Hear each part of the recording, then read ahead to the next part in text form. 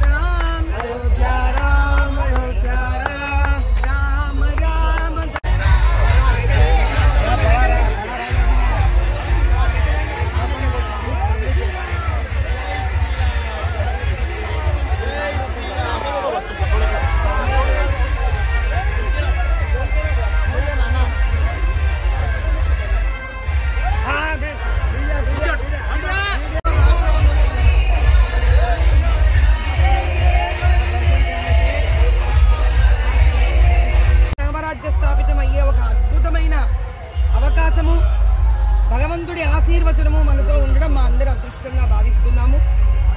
ఆంజనేయ స్వామి అంటే సర్వగుణ సంపన్నుడు.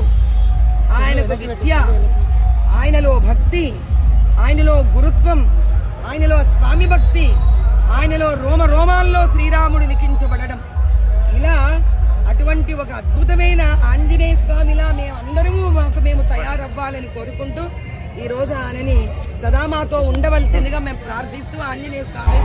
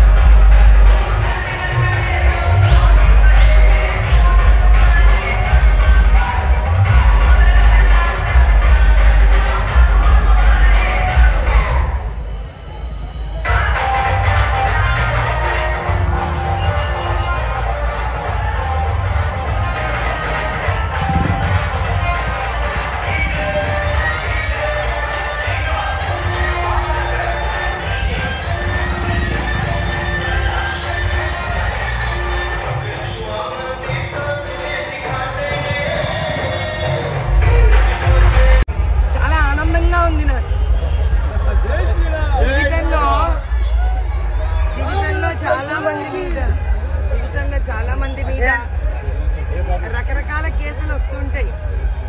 మర్డర్లు చేశారని,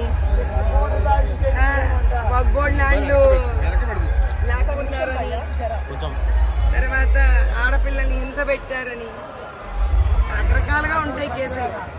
రామచంద్రుడు బాణం వేశానని నా మీద కేసేశారు.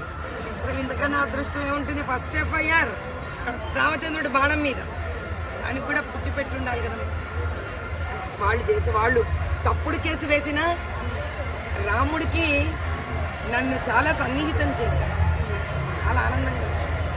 అంటే ఒకవైపు ఎవరైతే యాత్రలో కావచ్చు, అటువైపు ఆర్గసూడ్ మీద కూడా వేయడం జరిగింది. సంబంధించి కూడా అంటే చెప్పారు కూడా ఎటువంటి ప్రకటనలు ఉద్దేశించి కానీ ఇక్కడ విషయంలో పబ్లిక్ తీసుకురావడం కానీ అది ఆంక్షలు ఉన్నాయి.